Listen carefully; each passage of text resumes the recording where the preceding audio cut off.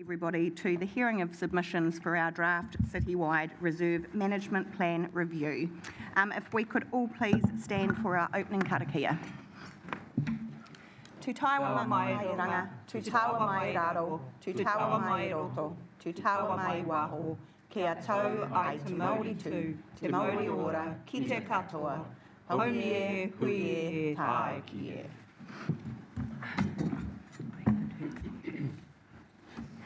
Just a reminder that we are being live streamed on our council Facebook page. And moving into our apologies, we have apologies from Councillor Bogue, Councillor Brown and Deputy Mayor Brosnan. If I could have a mover and seconder. Thank you, Councillor Crown and Councillor Taylor. All those in favour, please say aye. Aye. Against, carried. Are there any conflicts of interest? No announcements by myself, no announcements by management. Moving to confirmation of minutes from our meeting of Thursday the 27th of March. Just noting there is one slight addition to the withdrawal from the Joint Climate Action Committee, stating that withdrawal was effective from 30 June 2025, which was not covered off in the resolutions. But if I could have a mover and seconder. Thank you, Councillor Mawson, Councillor Gregg. All those in favour, please say aye. Aye. Against, carried. So a very warm welcome to all of our submitters who are here with us today. Just a reminder, although I think you're all quite seasoned submitters, but a reminder that you do have 10 minutes, including time to respond to any questions from elected members. But you're probably, as you all know, I don't cut you off right on 10 minutes. So we will get started with our submitters. And first up, I'd like to welcome Jennifer Ellingham to present to us, please. Jennifer and Janet are presenting. And Janet. And Janet, we're doing it together. Fabulous. Welcome to both of you. Thank you. Thank you. Jen will press the buttons. Yes, so I'm Janet Campbell, this is Jen Ellingham. We're both members of the Hawke's Bay Horse Trails Advocacy Group, and we really appreciate the opportunity to support our submission. The focus of our group is to advocate for the inclusion of horse trails in the planning and development of recreational activities in the Hawke's Bay area. Our group aims to advocate on behalf of a wide range of horse riders who value the opportunity to enjoy recreational riding. Our Facebook page has got over 600 followers, so that gives you a bit of an indication. Our submission is that the Napier City Council adds an objective to 2.0 recreation and access objectives to provide for the consideration of recreational horse riding in open spaces and reserves throughout the city, as a provision in the draft had been made for dog exercise activities. So we see our request as being similar. There is a significant number of horses grazing within our city, but a shrinking availability of places to safely ride for recreation. Roads have become much busier, verges are greatly reduced, making road riding quite dangerous. There's been considerable investment in cycle trails in Hawke's Bay in the last decade, which we fully support. Horse riders have really appreciated trails from Clive to River Road and Awatoto to Puketap and along the Tukituki and Waipukurau, established about 10 years ago by the Hawke's Bay Regional Council. But there have been no new horse trails since then within the closer to the urban areas of the city. And other areas have become increasingly unavailable. About a year ago, our group conducted surveys of local riders and riders from outside Hawke's Bay.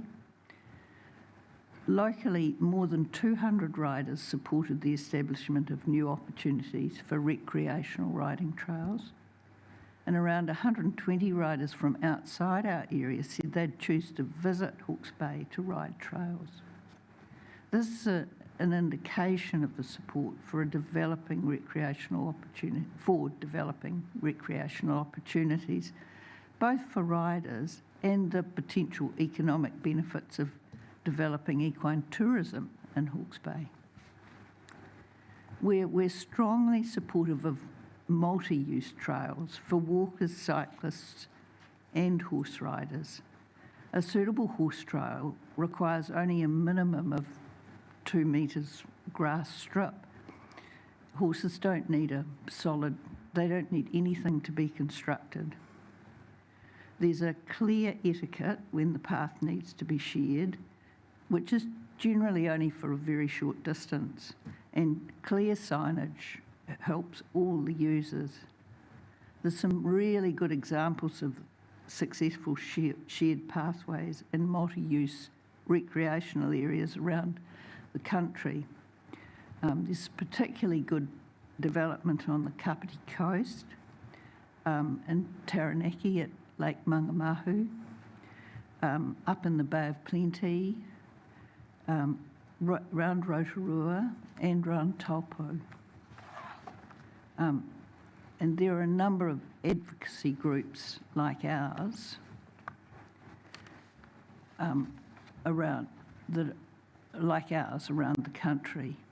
We also have a national equestrian advocacy network organisation that's working at a national level with government and local government and other decision makers to achieve mutually beneficial recreational opportunities for horse riders throughout the countryside.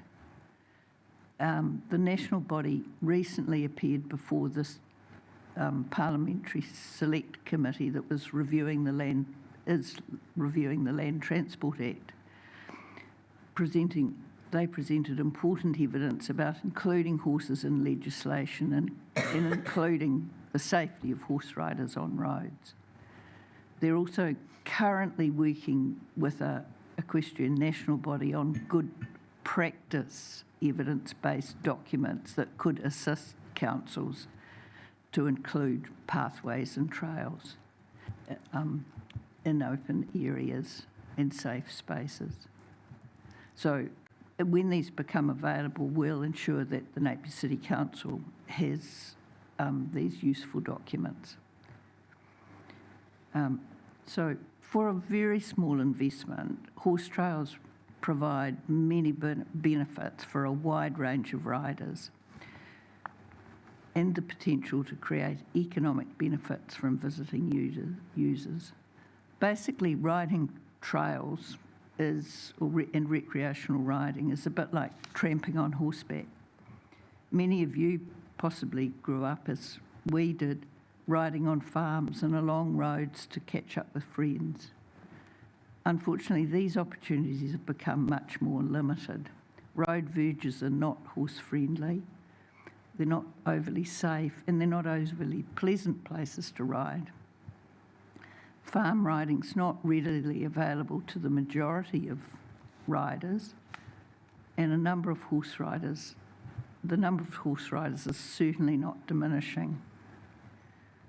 There are many formal equestrian activities, but recreational riding is valued throughout all disciplines, and for a significant number of us, it's what we most enjoy. So finally, we urge you to include our proposed objective in the reserve management plan and to consider providing for recreational riders within the city in suitable areas. Thank you very much, Jennifer. I just will open up to any questions from councillors. Councillor Taylor. Thank you, through your worship. I'm just interested, what would be considered the normal length of a trail? I mean, you're talking about 2 metres wide strip. Oh. What about length? It really doesn't matter. I mean, obviously, ideally, you can go around a loop. You can do whatever. It doesn't need to be a long distance necessarily. I guess ideally, you want to be able to ride for a few kilometres, but often it's just the being able to connect from one place to another. Mm-hmm. And second, do you have any particular place within the Napier City boundaries that you would consider suitable? I don't know in detail the areas, but some of the areas I think that could be really suitable are, for example, the foreshore, between Bayview and West Shore. Also, probably the area on the other side of the city, heading for Awatoto, from the aquarium back towards Awatoto. Back of Onikawa, Yeah. there's a really good reserve, which is a cycleway at the moment. There's a cycleway at the moment, but it's quite a wide area that horses can ride as well. Probably the Taradale Hills, that area, I think, could potentially be really useful. Thank you. Any further questions? Councillor Gregg. Yes, through you, Madam Mayor. Just a question about horse riding tourism. Are there any companies offering horse riding within Napier as a sort of a activity? Not within Napier. There's some horse treat businesses, but not within the city. Yeah, that I think the closest one that I know of is at Tiawonga. Yeah. Mm-hmm. Then Mohaka. There's a number on the outskirts. Councillor Crown. Thank you. Kia ora, ladies. Thank you both for your presentation and your submission. I want to understand a little bit around the risks of having horse riding in what is really quite an urban environment when we think about the layout of our city and how small our boundary is. I note that you've mentioned reserves that are probably our most sort of rural type areas and away from people, etc. But the etiquette that you talked about in sharing space and stuff, how do you manage the risk? I'm thinking that area that you've mentioned from the aquarium down to Awatoto, that's an off-leash dog area. So how do you manage those risks when you're sharing space with, I guess, some things that can be a little unpredictable? Yeah, I think as horse riders, we're really conscious that we're on a beast that is a lot bigger than a person. I mean, I've got a really small horse, but even she's bigger than me. So we're really conscious of being aware of keeping distance. Talking to people is really helpful too. Being friendly and getting a feel for whether because lots of people want to come and pet your horse. Some people you can. Yeah. So it's actually a matter of. Well, I know on the Kapiti coast where they have walkers, cyclists, dog walkers, and horses. There's almost like a general camaraderie, and so it's actually about dialogue. But what's also helpful is to include in signage, a bit of awareness and a bit of. I think too, it does work. Kapiti Coast is a really good sort of like how it does work really well, and the fact that it's been going on for a long time, but there's been a lot of education to the public, and it's very safe, it's very wide, and everyone's very aware of each other, which I think needs to be anyway, and because you've got walkers and bikers. Bikers need to be careful of walkers, and I think with horse riders, we want to keep our horses safe. So our main priority is to keep the horse away from anyone, but so we're always aware of anyone if we're riding in a public area where we're allowed to ride. Yeah.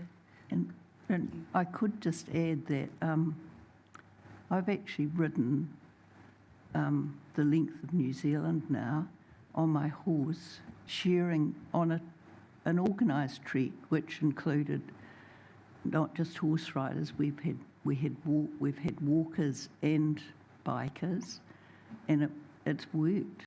There's, people, it is actually about etiquette and letting people know. So there was a clear etiquette.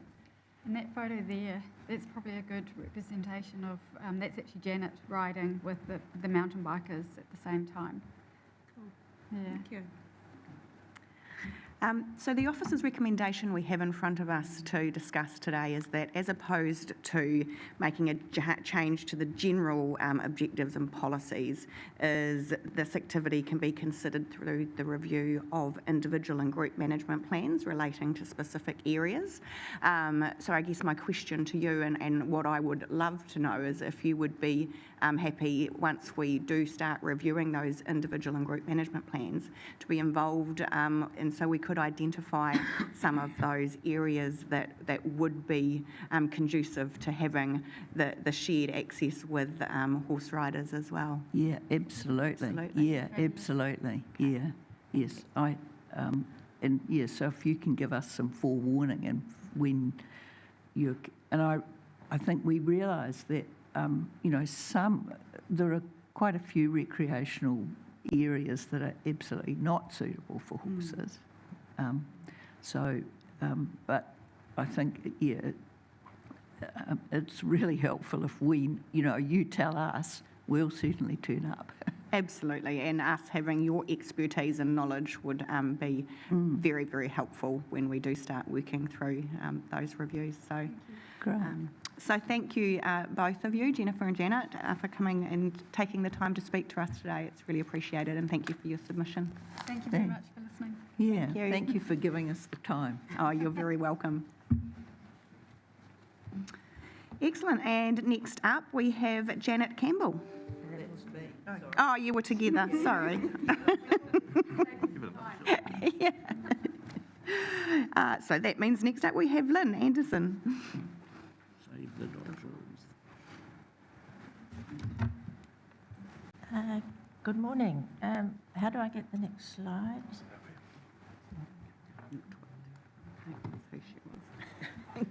I should have put. Yes, how do I put the next one?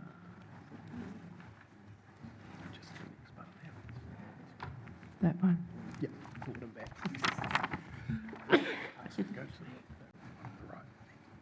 Yep, That's and forward. then Oh, those? yep, those two there. Okay. What? Go to, there we go. No, it didn't go back. Oh, yeah. Oh, yep, no, that's right. Thank you. Just get everything down. Good morning. Morning, Lynn. Welcome. Yes, my name is Lynn. I'm here today representing the Save the Dotterels group for the Napier zones. We're mainly concerned with the foreshore reserves that include beaches or parts of beaches, as I understand it.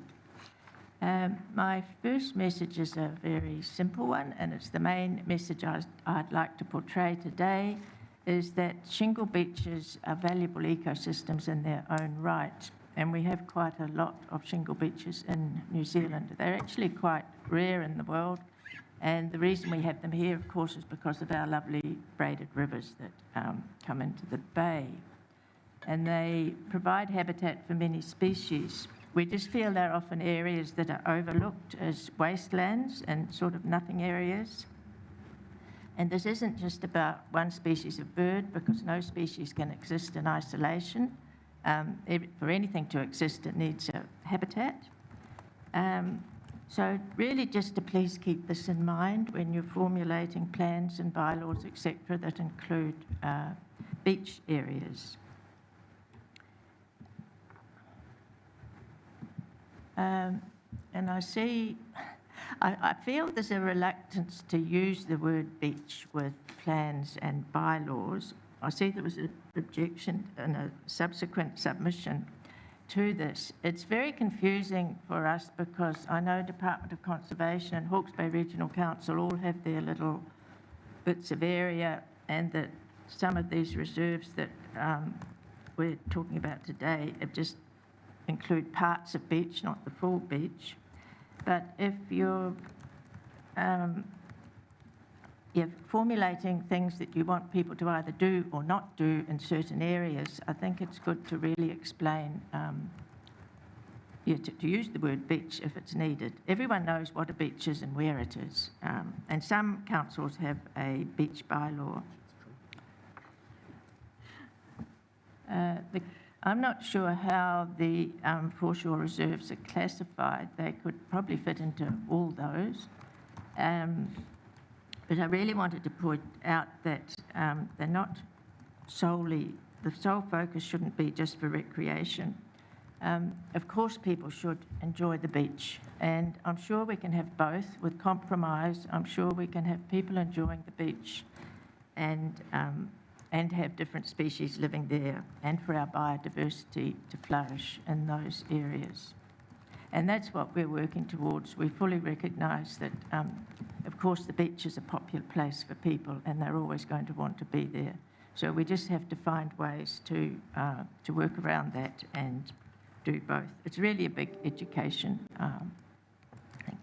And also, when I saw scientific reserve, I'm not sure what that means in this context, but I thought I'd take the opportunity just to say that our Hawke's Bay banded dotterels are now part of an international study in conjunction with the Department of Conservation New Zealand and the Max Planck Institute in Germany. It's a 5 to 10 year study. The reason they've chosen these birds is that they have a very interesting migration. They only breed in New Zealand, but especially the South Island ones migrate to, they've been seen in Tasmania, east coast of Australia as far as Perth, New Caledonia. The North Island ones seem to go north. So that is in the foreground Luke, who's in charge of the study, and his co-worker Katie, who works for the Department of Conservation in Christchurch. So they are banding a bird, and you might notice the marine parade in the background there. And these birds can be identified by their colour bands in the future. They also weigh the bird, take DNA samples, etc. They take isotopes on the feathers. They can tell what the bird's been eating. So there on the left we have an adult female that's been banded and a chick nearly ready to fledge. And we had that's been colour enhanced. Just a couple of weeks ago, our first Hawke's Bay bird turned up at Kaipara Harbour, and I was able, right there, that's Kaipara Harbour, and I was able to say that that is the bird that had a nest right out from the pump track car park. It's now in Kaipara Harbour. So this is a big deal for Napier, I think. It's, to be involved with that study. We just thought foreshore reserves maybe be a bit higher on the priority because they're particularly important in their role with climate resilience. I wanted to mention in Part B too for the motor vehicle access, we fully agree with all those clauses. However, it's not really happening. We have endless photographic evidence of that. It's every day we were out there, often a lot of joyriding, so we would welcome more barriers. Vehicles, fires and cats are our biggest problem, and rats maybe, vehicles, fires, cats and rats. So, yeah, and the fires on beaches were really out of control. They're so damaging to the coastal ecosystem. We just wanted to really promote that clause that we fully agree with, that protection, enhancement and growth of Indigenous biodiversity is so important when formulating this plan. And the very last clause was pest management. I'm sure you're aware of the newly launched Towards Predator-Free Hawke's Bay. So maybe incorporate some regular predator control with the plans. And I'll probably sound like an old record with cats. I was very disappointed to hear, well, I hope it's not right, that the animal control bylaw is not going to be reviewed until 2031. I certainly hope it's before that, because it's an urgent issue with cats. We've got cats on our beaches every night, predating nests, and many councils have adopted a bylaw on cat management. So just again, that Shingle Beaches are valuable ecosystems, providing habitat for many species. And I have some pamphlets here that we give out to the general public. I'll just put them over there. You're welcome to help yourself. And I think that's me. Thank you very much, Lynn. Open up for any questions. Councillor Gregg. Yes, through you, Madam Mayor. Thank you, Lynn, for your report. Just a question about rubbish on the beach. I realise some of your volunteers are actually going out picking out rubbish. Thank you so much, because there's a lot of it. Do you see a correlation between the beach fires and rubbish? It's not there is some correlation, but it's not the main reason for the fires. There's some people that have taken their rubbish down to burn, or having a fire and decide to put a lot of rubbish on, but it's a difficult one, because I realise it's not just people going down and enjoying a fire on the beach and toasting the marshmallows and sitting around, and I fully appreciate that's a lot of fun. Sometimes there's accelerants. Some of these fires are 20, 30 metres long. I can't make sense of a lot of them. I think it's for, just seeing a great big log burn away, or it's probably multifaceted reasons. But we pick up rubbish all the time. We're monitoring. Everyone's got a bag, and we're just picking it up all the time. But I mean, a lot of it comes in from the ocean. Any further questions? Thank you very much, Lynn. Lovely to see you again, and I think we'll probably be seeing you soon with annual plan hearings as well. Thank you. Thank you. Thanks, Kirsten. I would like to now invite Debbie Monaghan. Welcome, Debbie. Lovely to see you again. Not as frequent as Lynn. Oh, is it? All good. Morena, I'm Debbie Monaghan, the General Manager for Biodiversity Hawke's Bay. It's encouraging to see biodiversity and ecology being actively considered as part of Napier's reserve planning. In particular, I want to acknowledge the recognition of biodiversity corridors. These connected natural spaces are vital. They support the movement of native species, build resilience across ecosystems, and help sustain the overall ecological health of our region. But as we all know, vision is just the first step. To turn this intent into real on-the-ground impact, the reserve plans need to follow through with practical action, especially when it comes to planning and planting. That means including clear, consistent guidelines around habitat restoration, species selection, and ecological management. These tools are essential if we want to see meaningful biodiversity outcomes for the long-term management of Napier's reserves. In that context, we'd like to see an addition made to section 5.3.5 of the plan.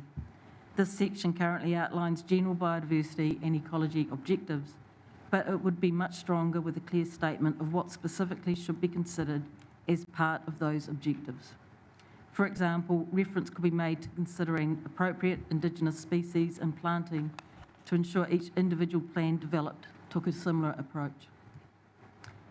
Turning now to Appendix 1, the prioritised list of individual and group reserve management plans, I'd like to draw your attention to the gap. In the draft plan, it's been grouped with other foreshore reserves. However, the gap stands apart from many of these sites. It has been formally recognised by Napier City Council as a significant Indigenous vegetation and habitat site, a SIVH. That designation isn't just a label. It acknowledges the gap's unique ecological value. While many of the other coastal reserves may be managed with recreation or landscape aesthetics as a focus, the gap needs a different approach, a conservation-first approach. I've spoken with a council official who advised that although some reserves are grouped under broader management plans, individual sites like the Gap can still have their own objectives and policies within that framework. That's really encouraging, and I appreciate the flexibility being built into the process. However, I would still like to see that more clearly stated in the overall plan, particularly in relation to SIVH sites. A note that these ecologically significant areas will have objectives and policies that reflect their conservation values would help reinforce their special status and ensure they receive the appropriate attention and protection they require. Thank you for the opportunity to speak today. Thank you very much, Debbie. Questions? Good. You're off the hook. Good, I think it's clear. Thank you. Thank you for taking the time to come and talk to us today. Right, we're moving Similar. rapidly through. So I'd now invite Crystal Lau from the Cancer Society. Okay.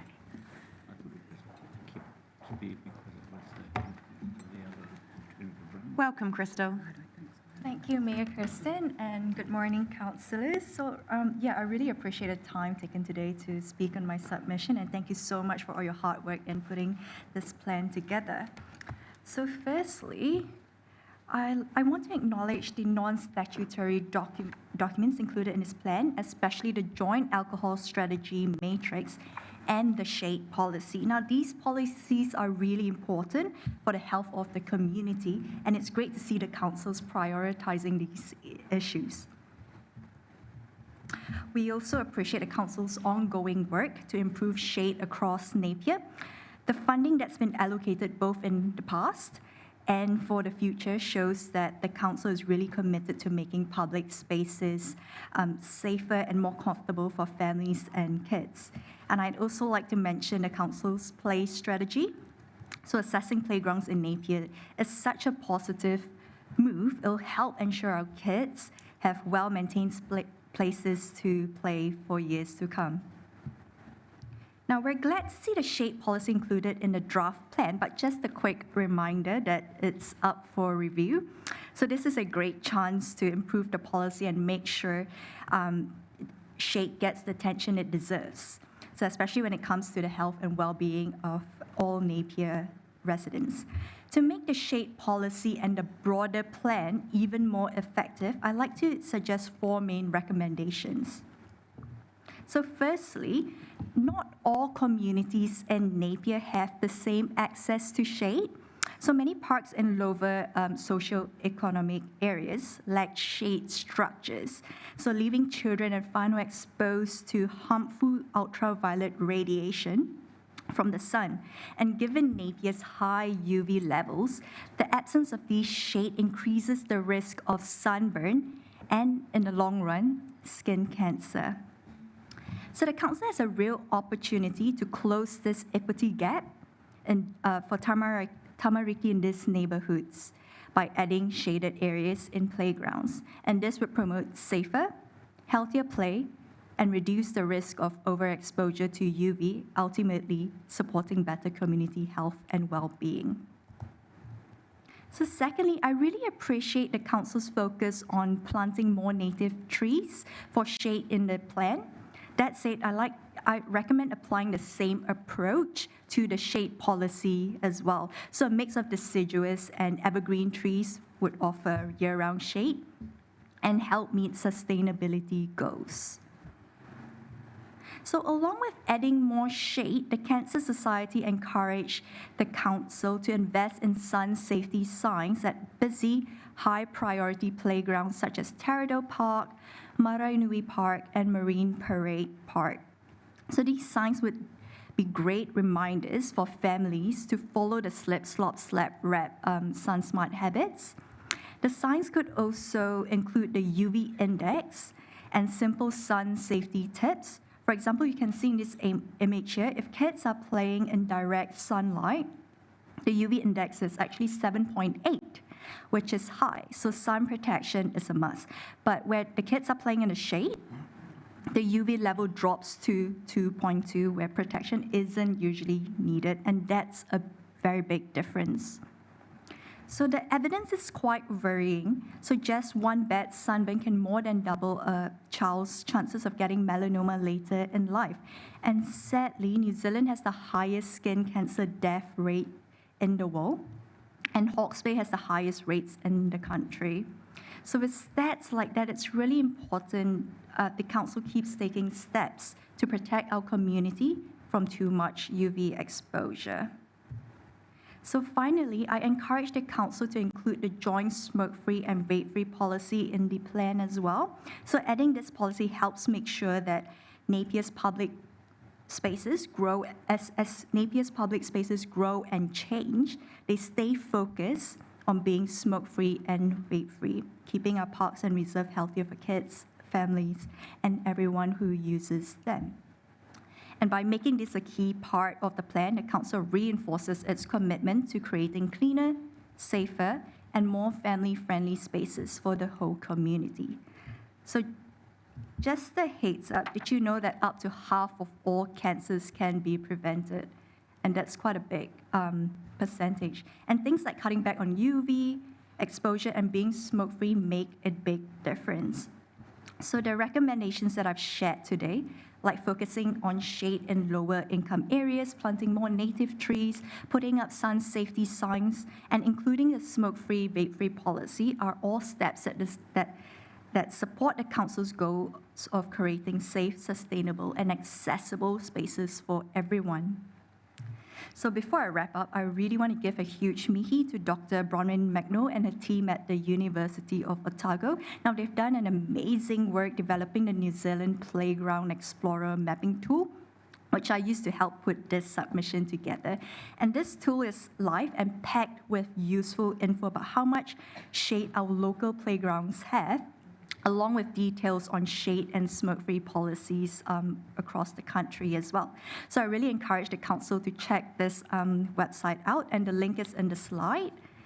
And the site even has a feedback option, so it can keep getting better with council input. And you can see how much shade covers both play and seating areas in playgrounds in Napier, where drinking fountains are, and what Napier's UV levels are like. And just a spoiler, we get over 4 months worth of high UV levels. So the more we can do to protect people, the better. Thank you so much for your time today. And yeah, that's it from me.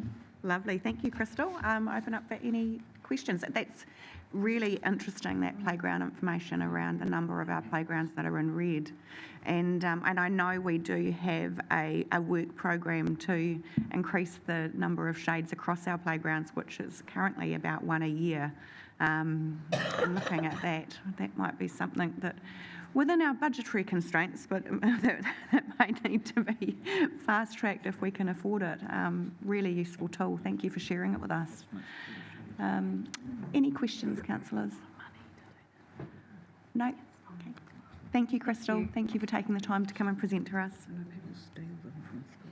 So that brings us to our final submitter for the day. Welcome, Angie Denby. And is Sue coming up with you? Great. Welcome to both of you. Kia ora koutou. I'm Angie Denby, the current chair of Ahuriri Estuary Protection Society.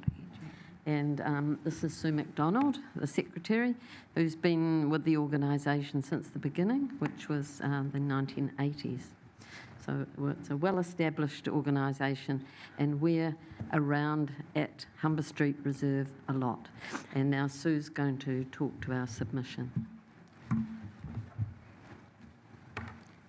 The Ahuriri Estuary Protection Society has a particular interest in the Humber Street Reserve Playground and the Pandora Road Linear Reserve.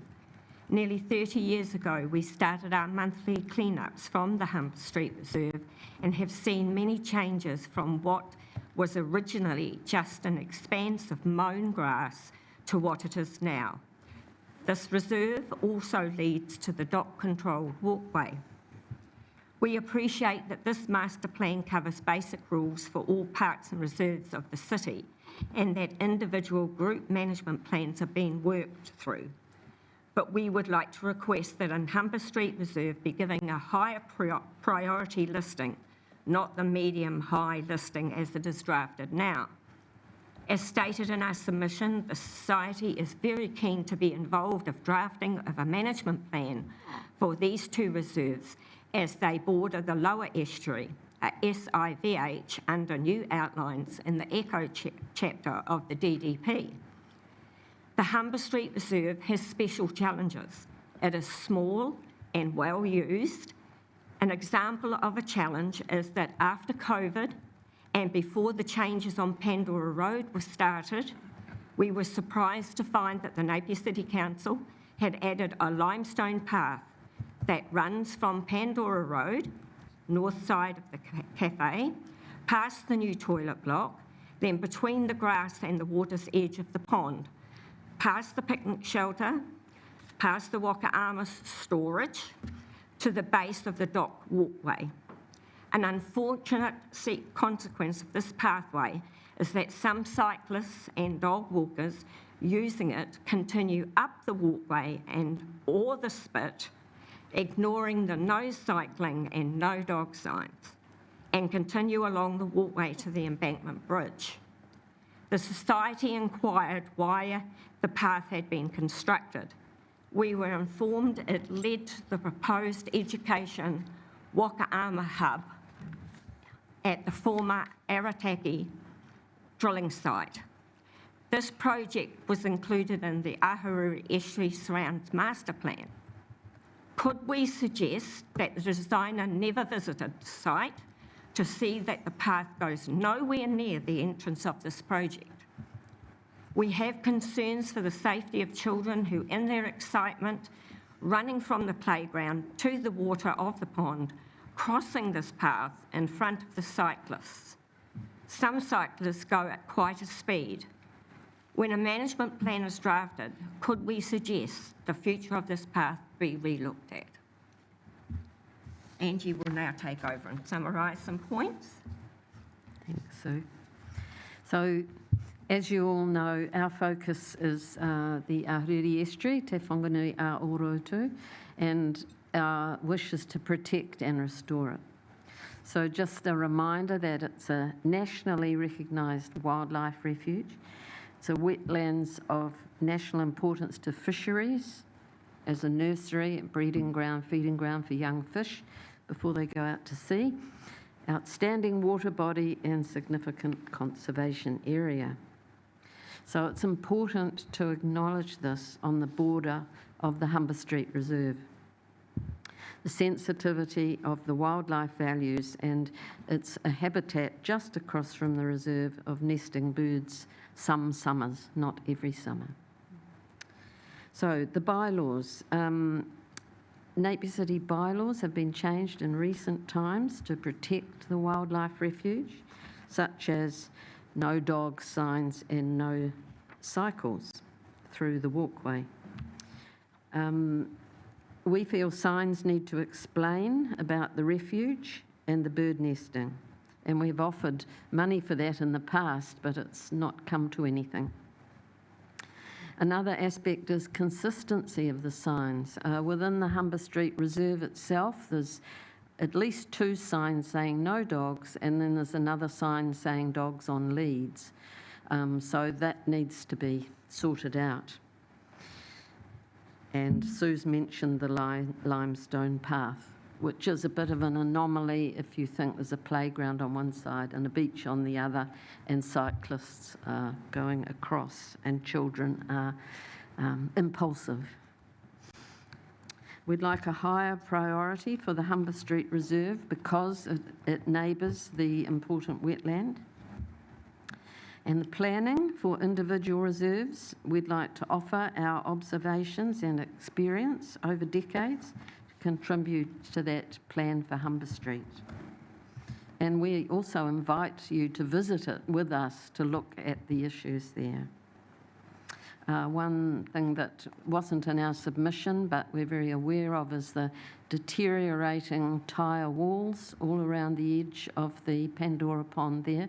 If you look closely, those tyres are all falling apart and naturally into the water. We know it's a big issue. They're all full of concrete, so it will be an expensive job to remove them, but it needs to happen at some point. So finally, we're very thankful for Napier City Council's support with materials and collection at our monthly clean-up. So we're there second Sunday of every month with a team, usually about a dozen people turn up.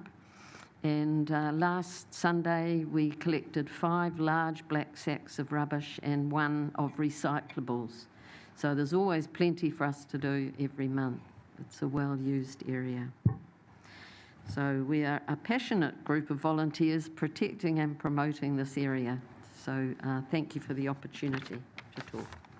Thank you very much, Angie and Sue, and thank you for all that your voluntary group does. I know you put a lot of mahi in and look after our estuary, which is definitely a beautiful part of our city. It's much appreciated. Questions from councillors? Councillor Gregg. Yes, through you, Madam Mayor. Just a question from myself. People on foot being okay on the estuary, what is it about the cycles exactly that is that you are finding difficult with that area? Are you talking about the limestone path? Yeah. Well, cyclists come off Pandora Road and along that pathway, and it's next to where families are picnicking in the park and then going across to the beach. So the pathway seems to lead directly to the Humber Street walkway, which is no cyclists.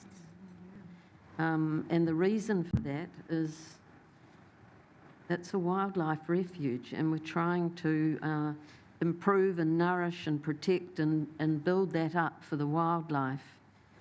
It's a walking path, and that's certainly suitable for a wildlife refuge, but it's a gravel path. We wouldn't like to see it changed into concrete and made for cyclists and shared in that way, because it just brings more confusion. If a family's walking along with a pushchair and they tend to fill out the whole path, and then next minute, bang, bang, ring, ring, and everyone's got to scatter to let the cyclists through. It's not an ideal place for sharing. Councillor Taylor. Through you, Worship. I cycle around there quite a lot. I've never actually seen someone cycling on that path. Is it something that occurs pretty regularly? Particularly at the weekends. Yeah. In the summer more so. Yeah. I tried to take a photo of some cyclists to show you, but I can't run fast enough to get, and I've only got a camera, I don't have a smartphone, but it can be, every time that we are there cleaning up, there's always cyclists and there's always dog walkers. And some people are quite nice when you say, you do know there's no dogs and there's no cyclists, and they're, oh, sorry, and they'll turn around. But there are other people who say, I won't repeat what they have said to me in the past, but not nice. Yeah. So and we have no power. We're just a group. We have no power to enforce the rule. We can only try and educate people to be better behaved. It's the same on every track. The dogs are more an issue with the birds. Every person says, my dog doesn't do that. My dog always stays next to me. But it's a risk for the wildlife. And like you may have seen on television this week, the State of the Environment report put out recently, all wildlife's declining. And as Nicola Talkie said, it should be called the state of, oh God, I'm having a senior moment. When things disappear. We all have those, Angie. Yeah. Okay, thank you. No further questions? Thank you both very much. Thank you. Okay, that brings us to the end of our submitters, and we have 2 guests with us today to actually present to us the submission analysis. So I welcome Russell and Deborah to present, please.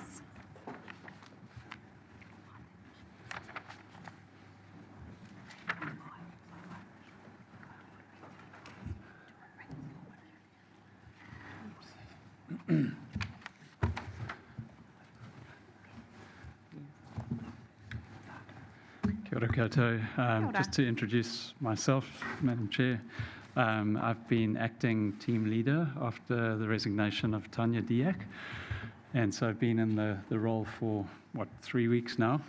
But I would really like to introduce someone who doesn't need an introduction, Deborah Stewart, you all know Debs, who has been part of this process a lot longer than myself.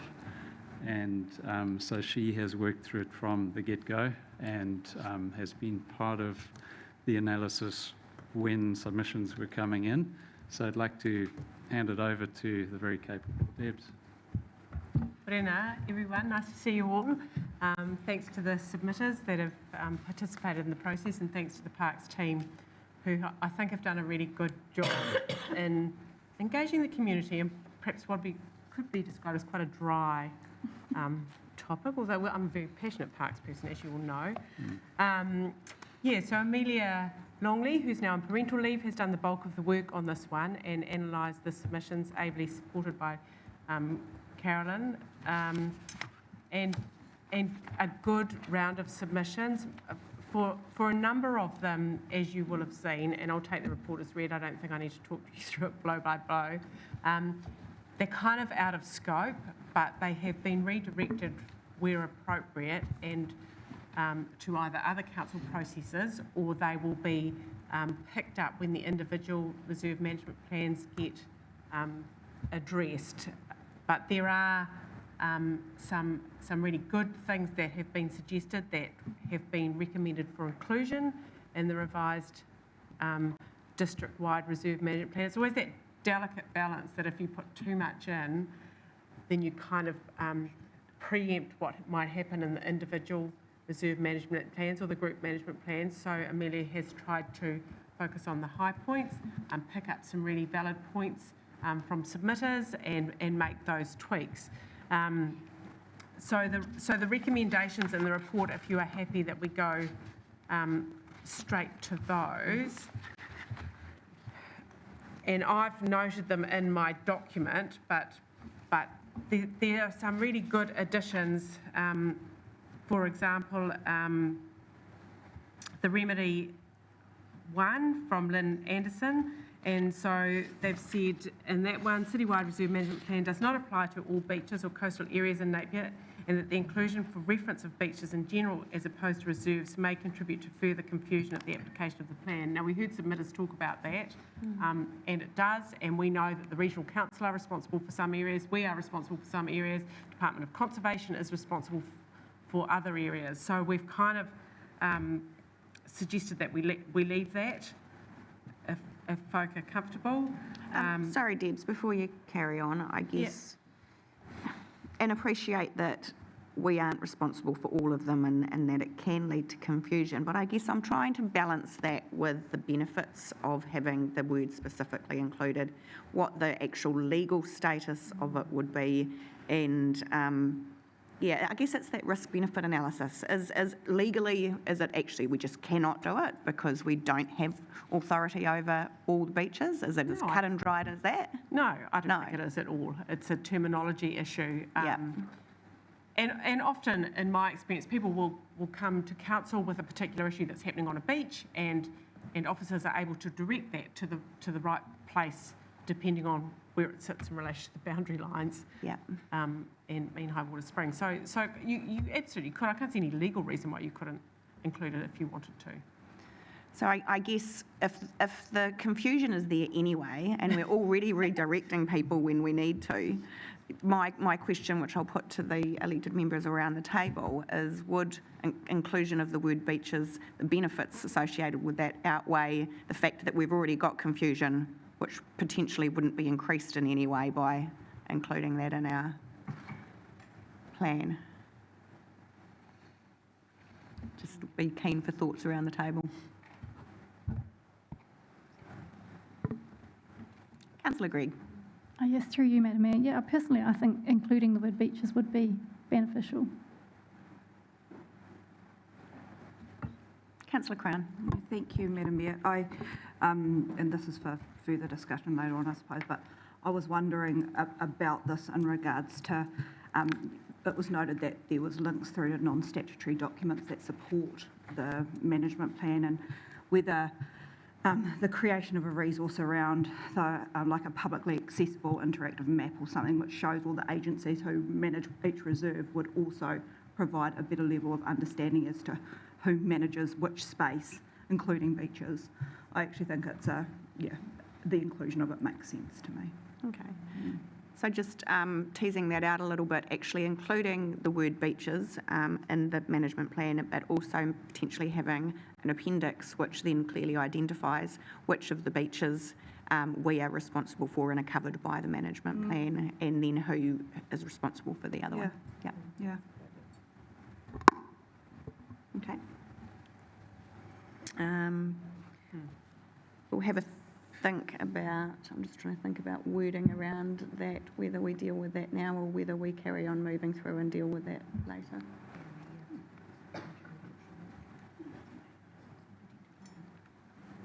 I think we will. We'll change it now while we're discussing it. So currently the recommendation is that we are not.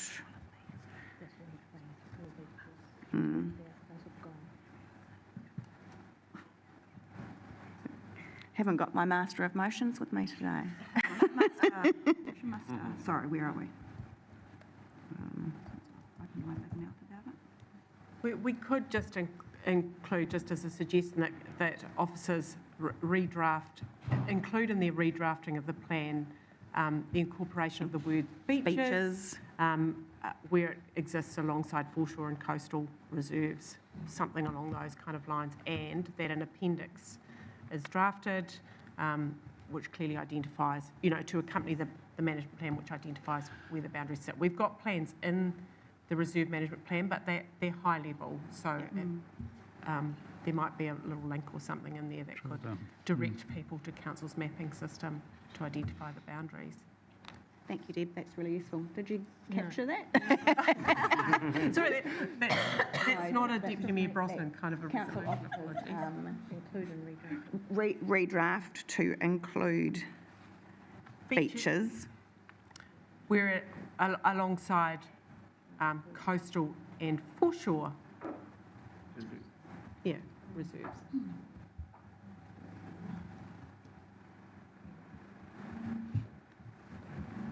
That an appendix is included, identifying boundaries for management. Boundaries and responsibility for management.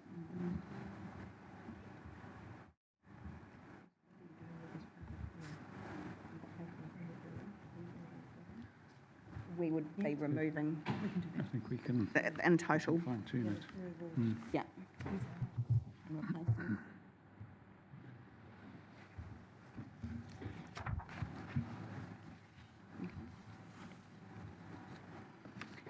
Right. We can have another look at it at the end if we need to do a bit of tweaking. Right, moving on to Remedy 2, Part A. So this one relates to Te Whanganui a Orutu Ahuriri Estuary, and the officers have recommended an inclusion of that statement under 5.3.5 of the management plan. So that's Te Whanganui a Orutu Ahuriri Estuary is Wahitanga and Mana Ahuriri's Tikawa, and an area of significant ecological value. Te Komiti Muruai o Te Whanga, the Permanent Estuary Co-Governance Committee for the Estuary, have prepared Te Muruai o Te Whanga an overall coordinating plan for the Ahuriri and catchment areas. Okay. Any questions with regards to this recommendation?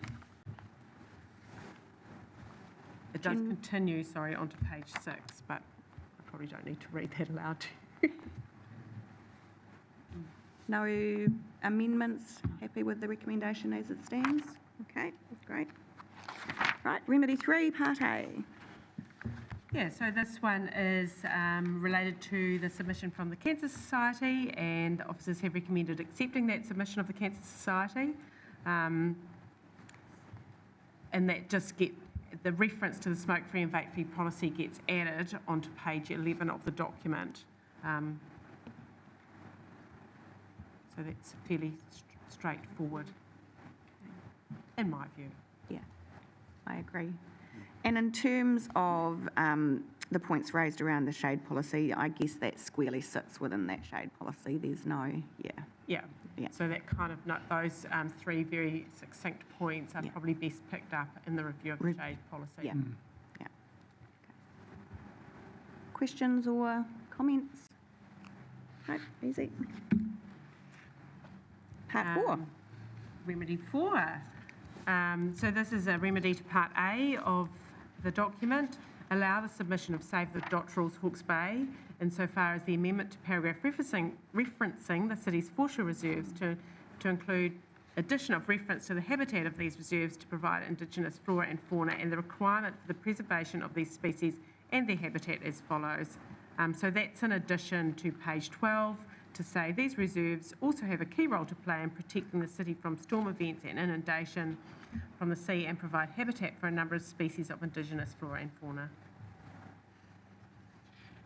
So again, that one is a really good addition to the plan. Okay, and then the second part of that is disallowing the submission of Ahuriri Estuary Protection Society. Yeah, about the different provisions for different reserves. So there are disallow the submission of Ahuriri Protection Society as there are opportunities throughout subsequent individual and group management plans reviews to provide feedback on specific initiatives for management within the different types of reserves. And I think that's the right place for that because it does allow you to get specific and get into the nitty-gritty, and groups that are interested and involved in those reserves are able to actively engage in that process. It's the same process and you can be really specific in those ones. Yeah, okay. I think that does make sense. In terms of the review of our individual and group management plans, is there a work program already in place around that? No. I could probably answer that slightly from a past life, although it may have moved on a bit. Yeah. It's funding dependent and it's a massive piece of work. Yeah. And officers have been working on Maraenui Park and Taradale Park for some time now, trying to get those ones over the line. And the rest of the work program is sitting in there, but I'm not sure to the extent that it is funded. I just wonder if we either include as an action or potentially even as part of the resolution, just that elected members can be updated with the current work program for individual and group management plans.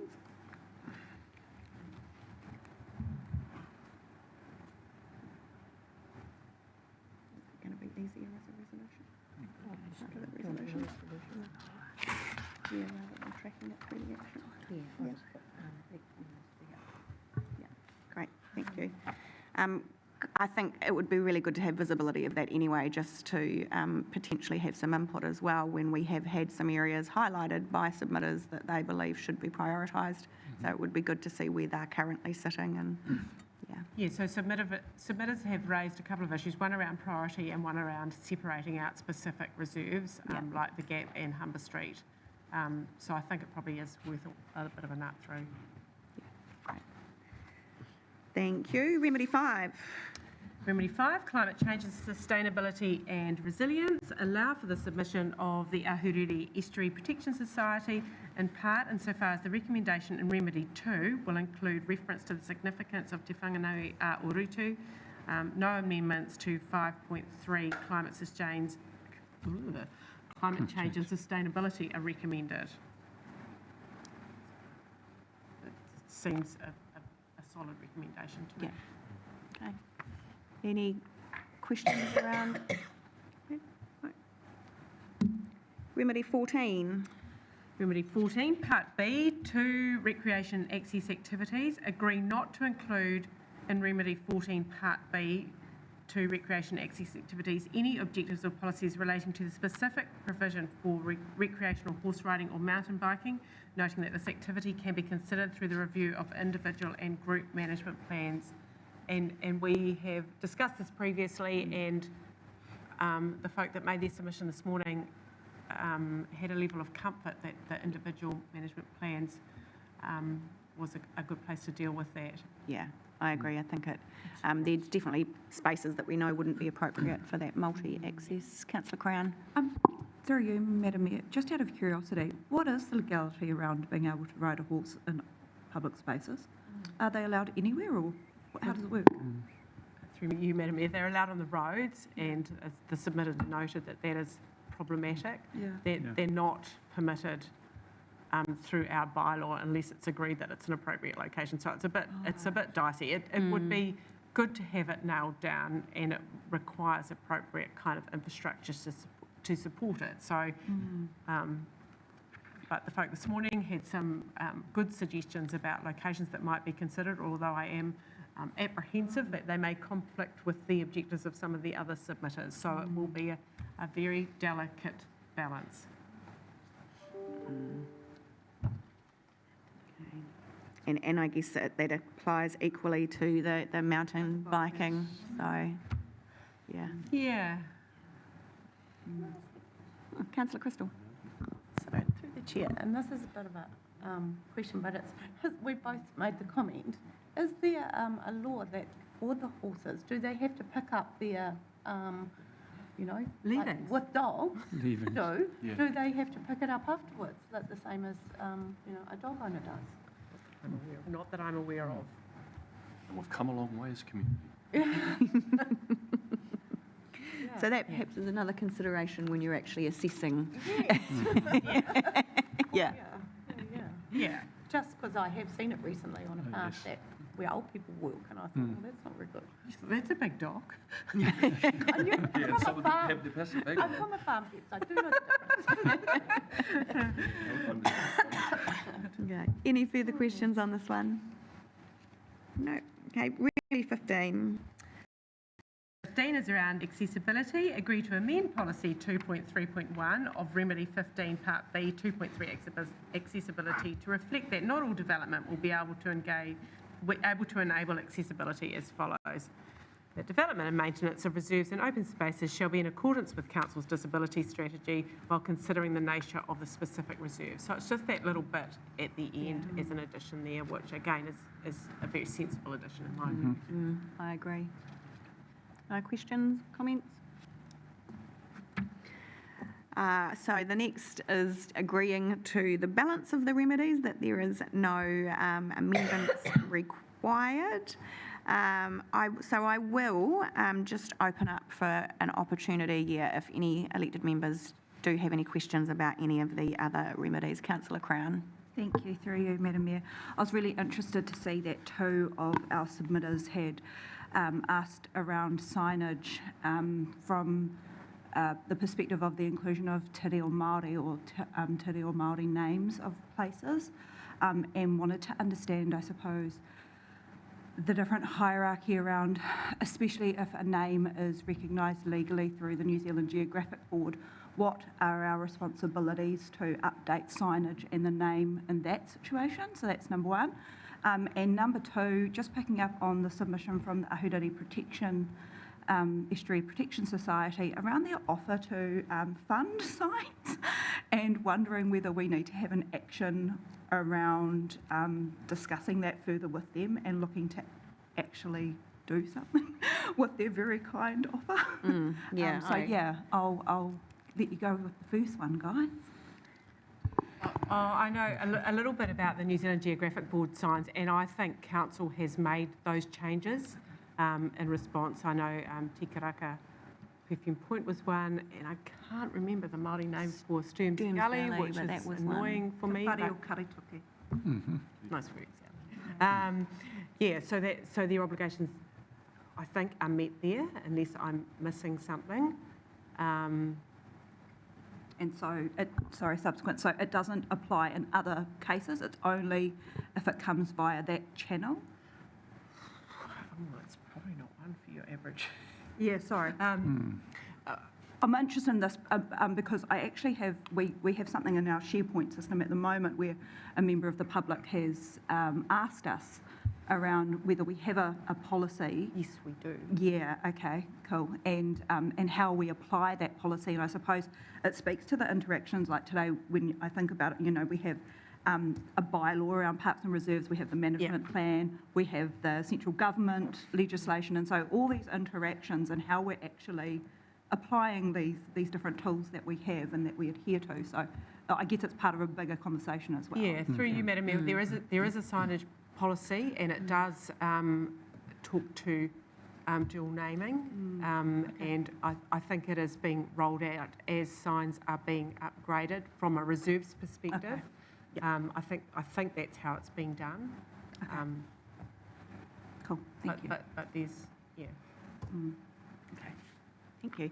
And I agree, Councillor Crown, with regards to your comment about engaging with Ahuriri Estuary Society about their kind offer to help fund some signs. And I would also like us to have council officers look into the different signs regarding dogs that have been highlighted for us to clear that up. So, yeah, perfect. Thank you. Thank you. Any further questions or general discussion with regards to?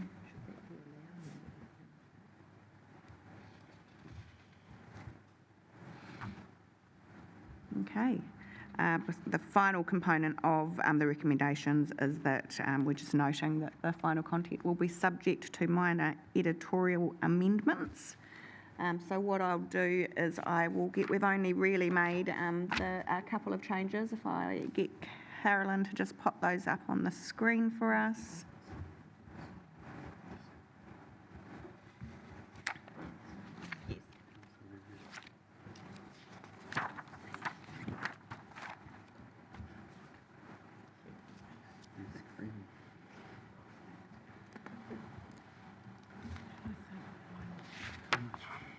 There you go.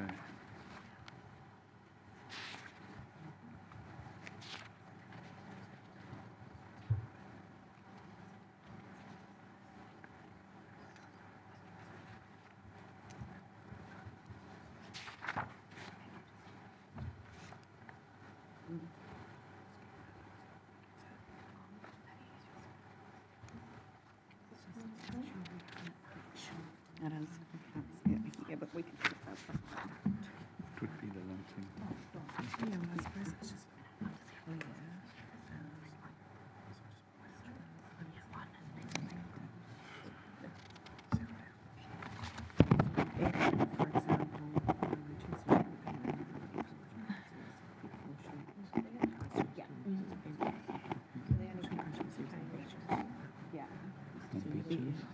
offices including redraft features alongside a coastal water and that appendix is included identifying boundaries. From our council officers, and does that provide clarity around the change we've made? Make it bigger. Making sure we've got the. Thank you. Oh, look, there you go. There you go, dear.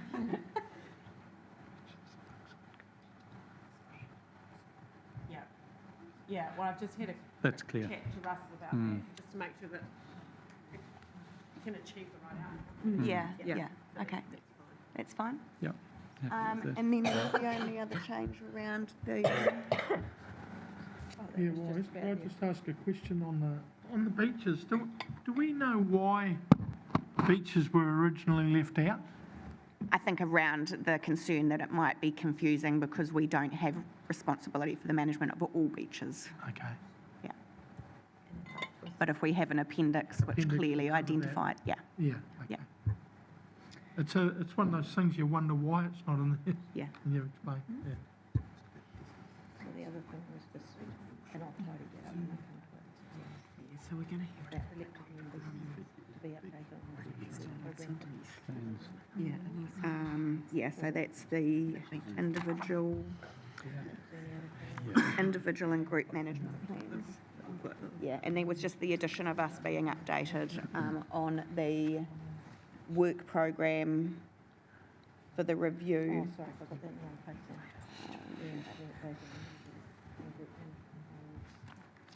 To be updated on the work individual plans. for the review of individual and group management plans.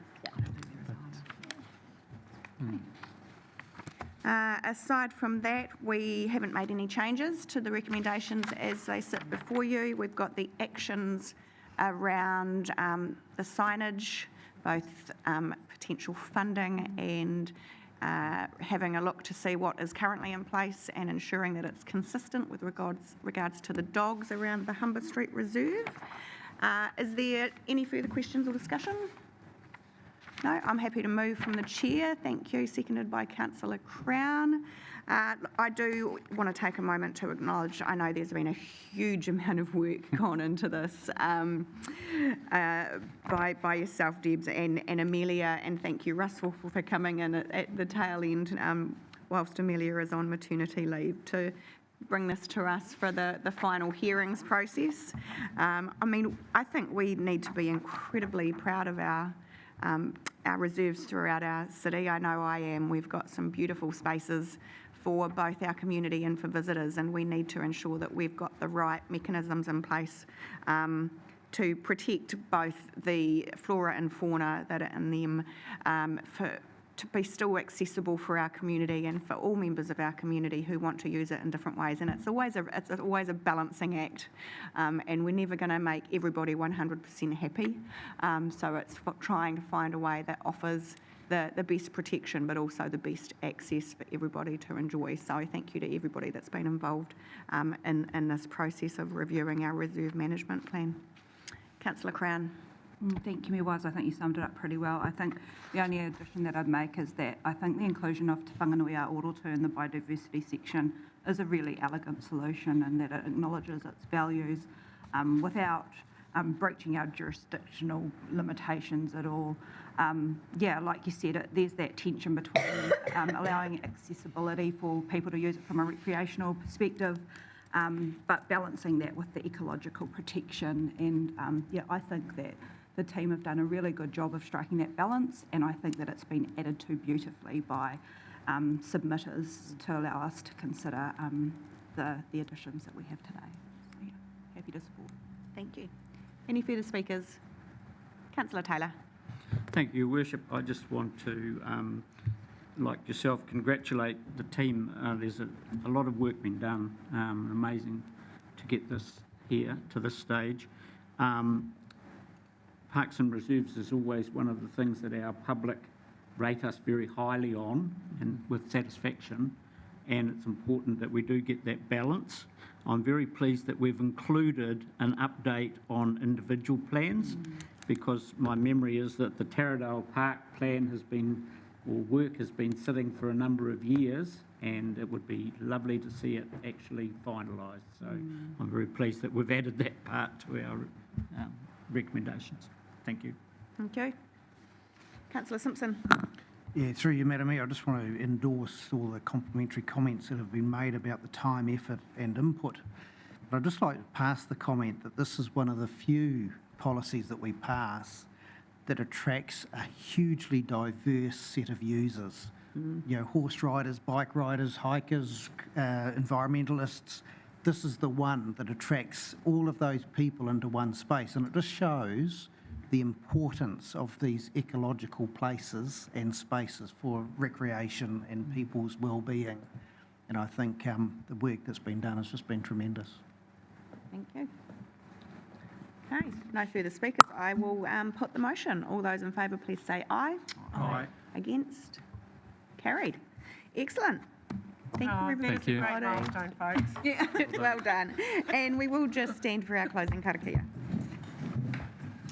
Kia tau, kia rangamare, kia runga i ngā iwi katoa, kia piki te ora, te kaha me te māramatanga, i ngā wā katoa, tihei, Māori ora.